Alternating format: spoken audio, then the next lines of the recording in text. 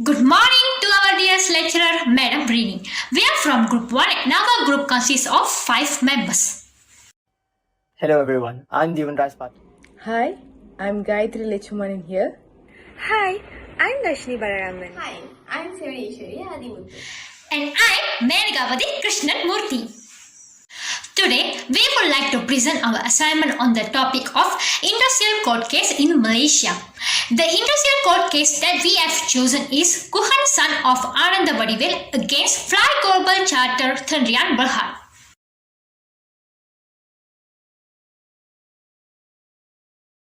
The document is the record of an industrial court case in Malaysia.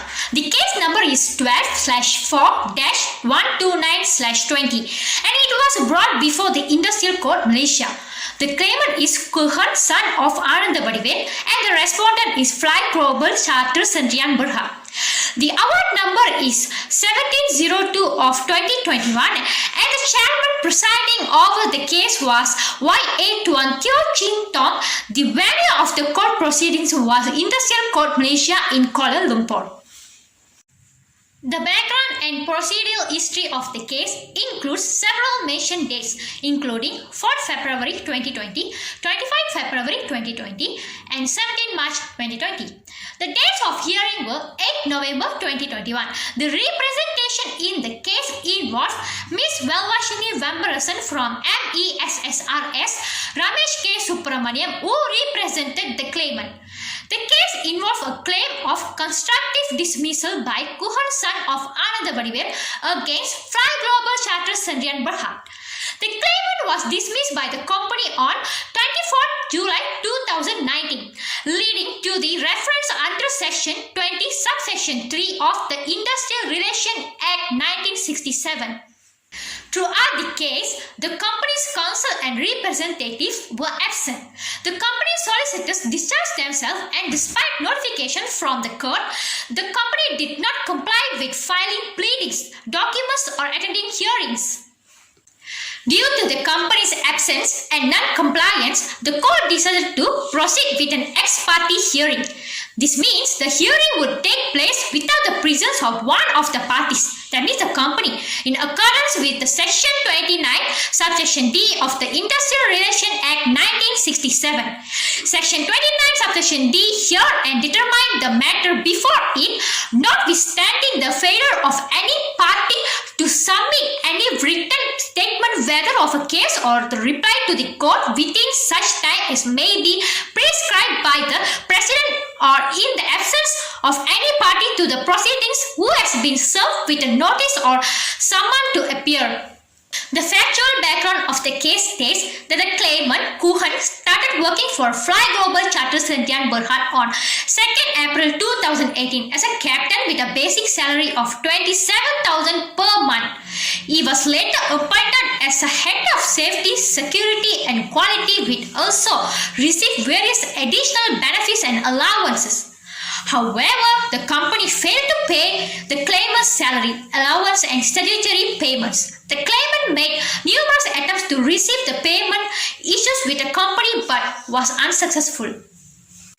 For the constructive dismissal claim, the claimant argues that the company's actions such as non-payment and delays amounted to constructive dismissal. He has sent numerous reminders and approached to company executives seeking resolution, but the issues remained unresolved.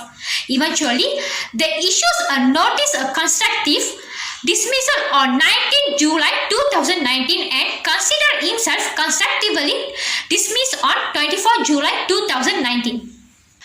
The court evaluates whether the company's conduct constitutes a fundamental breach of the employment contract and whether the claimant left the job at the appropriate time. The court finds that the company breached the employment contract by not paying the claimant's salary, allowances and statutory payments. The breach was significant enough for the claimant to resign from the employment. As the company failed to attend the proceedings and provide a defense, the court ruled in favor of the claimant. Finally, the claimant had made repeated demands for payment and sought assistance from company representatives before concluding that he had been constructively dismissed. Based on the evidence and findings in the case, the court concludes that the claimant was constructively dismissed by the company. The court concluded that the claimant, Kuhan, son of Anandabadivel, was constructively dismissed by the company Fly Global Charter Sendrian Berhad. The company conduct was deemed to have breached the employment contract and justify the claimant's resignation the burden of proving a just cause or the dismissal shifted to the company, which failed to attend the proceedings and present a defense.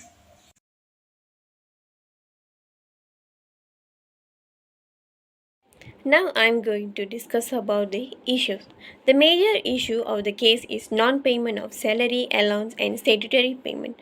Beginning in January 2019 and the continued through June 2019, the company did not pay the claimant, which means Kuhan's monthly salary, nor did it pay his allowances or his statutory payments. This includes the non-payment of deduction for the Employee Provident Fund (EPF) and the monthly tax deduction PCB, both of which were taken out the claimant's salary but were not remitted. A violation of the employment rights and labor regulations occur when the wages and statutory duties are either not paid or are paid later than they should have been. The second issue is lack of response and assistance from the corporate representative.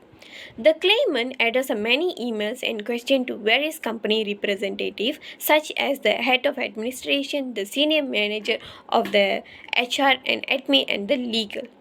However, the claimant did not receive a response from this individual, nor did he receive support from them. However, despite making an effort to get the assistance and drawing attention to the problem caused by the non-payment, the claimant did not receive a response or resolution for the company representative that was suitable. This raised the question regarding the responsibilities of the corporation to address the concern of the employees and the guarantee that salaries and statutory duties are paid on the time. The third issue is constructive dismissal. On July 19, 2019, the claimant submitted a notice of the constructive dismissal, claiming that they could no longer tolerate the non-payment of salary, allowance, and the statutory payments. The claimant said that they could no longer bear the situation. A constructive dismissal takes place when an employer's action or omission create a hostile or unbearable work environment which unlimitedly lead to the employee resigning from their position. As a result of the business's failure to address the claimant concern regarding non-payment within the allotted amount of time, the claimant in this instance believed themselves to constructively fire the immediate effect. The claimant contend that the action of the corporation constitute a violation of social justice, unfair employment practices, and victimization.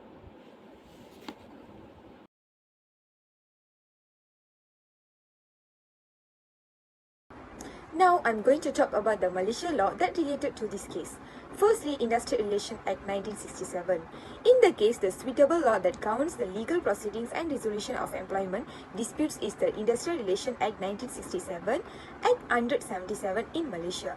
The Industrial Relations Act provides a framework for the resolution of industrial disputes and establishes the Industrial Code, which is responsible for hearing and determining cases related to the employment issues, including wrongful dismissal and constructive dismissal. Under the Industrial Relations Act, employees have the right to file a reference with the Industrial Code when they believe they have been wrongfully dismissed. In the case of Kuhan Anak Lelaki Anandabadivel versus Fly Global Charter Sendrian Berhad, the claimant filed a reference under Section 20, Bracket 3 of the Industrial Relations Act 1967, unlawful termination or dismissal of the employees when an employee considered that he or she had been dismissed without cause or excuse by the employer. They could file a representation under Section 20 of the Industrial Relations Act 1967 at the nearest Industrial Relations Department, alleging constructive dismissal by the company. The court scheduled several mentions and hearings to address the dispute, and ultimately an expert hearing took place due to the company's absence and non-compliance. The next is Employment Act 1955. The Employment Act covers various aspects of employment including payment of wages, allowances and statutory contributions. In this case, the claimant had an employment contract with the company which included terms related to salary, allowance and statutory deductions such as EPF and PCB. The company's failure to fulfill its financial obligations by not paying the claimant's monthly salary, allowances and statutory contributions will be a breach of the Employment Act. The Employment Act sets out provisions related to the payment of wages, deductions and the responsibilities of employers in ensuring timely and complete payment to employees. It also provides recourse for employees who have not been paid their wages or have faced improper deductions. Therefore, in the scenario of this case, the Employment Act 1955 will be the suitable law to address the company's failure to fulfill its financial obligations to the claimant. The third law is Employment Termination and Layoff Benefits Regulation 1980. These regulations under the Employment Act specify the compensation and benefits that an employee is entitled to in the event of termination or layoff. It outlines the requirements for notice periods, severance pay, and other related benefits based on the employee's length of service. In this case, the court ordered compensation in lieu of reinstatement as the remedy for the claimant. The compensation was calculated as 1 month's salary per each year of completed service, resulting in a sum of 35,000. The court calculated the back wages based on the claimant's monthly salary of 35,000, resulting in a total of 840,000. The claimant was also rewarded back wages for the period of dismissal, which amounted to 588,000. However, a deduction of 30%, which is 252,000, was made for post-dismissal earnings.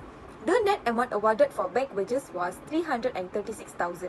In total, the claimant was awarded 623,000, including back wages and compensation in lieu of reinstatement. The awarded amount should be paid to the claimant solicitor, Ms. Ramesh K. Subramaniam, within 30 days from the date of the award. Thank you.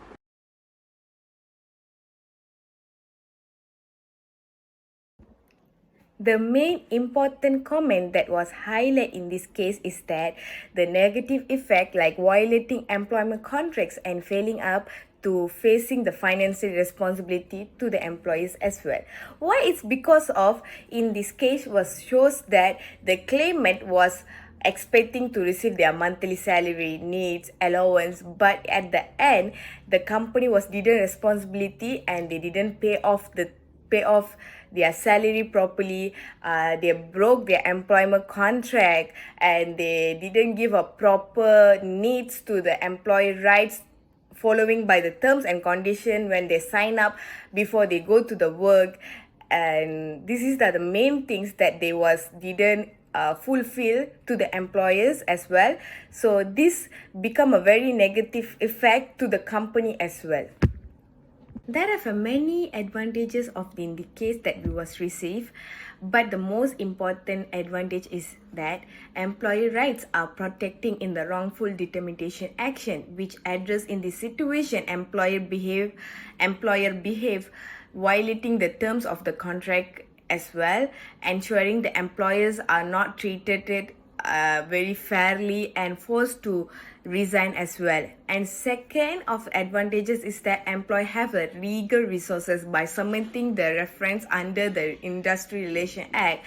Employers can seek the remedy of the complaints and perhaps collect the payment for the damages suffered as a result of the wrongful determinations as well. The main disadvantages of this case is that burden of the proof.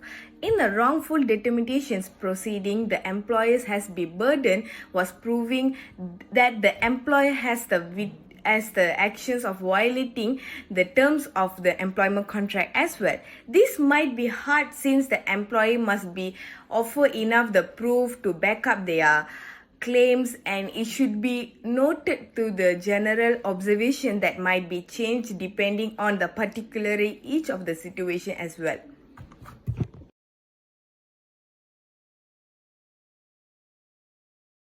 Let's explore some of the solutions that organizations can implement to ensure a fair and compliant workplace. The first solution is to have clear and transparent employment contracts.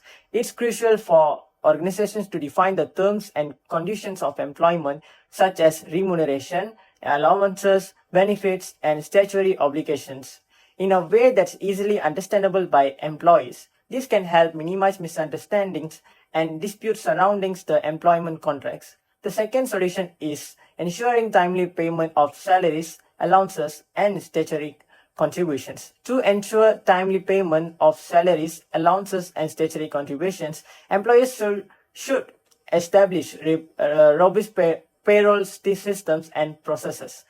This will help ensure that employees are paid on time, maintaining their financial stability and trust in the organizations.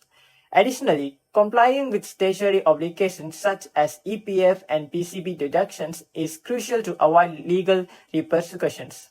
The third solution is effective communication channels. Effective communication channels play a vital role in preventing constructive dismissal. Employers should establish mechanisms for employees to raise concerns and seek resolutions for employment relations issues. This could include regular employee feedback sessions, an open door policy, or having a designated HR representative who can address employees' concerns promptly. Moreover, the fourth solution is dispute resolution mechanism. Employees can encourage the use of alternative dispute resolution methods such as mediation or arbitration to resolve employment disputes. These methods can help facilitate open dialogue, understanding between the parties, and reach mutually satisfactory resolutions without resorting to costly and time-consuming litigation.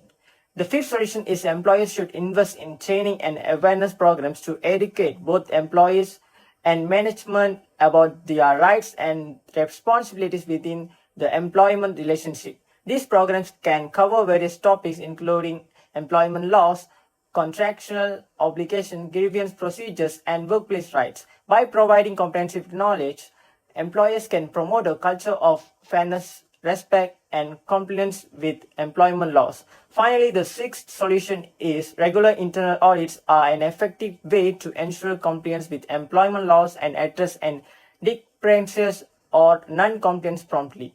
Employees can establish a systematic approach to conduct these audits, evaluating payment of salaries, allowances, and statutory contributions, and assessing the effectiveness of existing policies and procedures. This helps in making necessary improvement and preventing future instances of constructive dismissal. In conclusion, the case of Kuhan Analaki Anandavadivel versus Fly Global Charters in Yenberhad underscores the importance of respecting employee rights and upholding employment contracts. By implementing these solutions, clear and transparent contracts, timely payment, effective communication, dispute resolution mechanism, training programs, and regular internal audits, organizations can create a fair and compliant workplace, ensuring employees are treated with respect and their rights are protected. Thank you.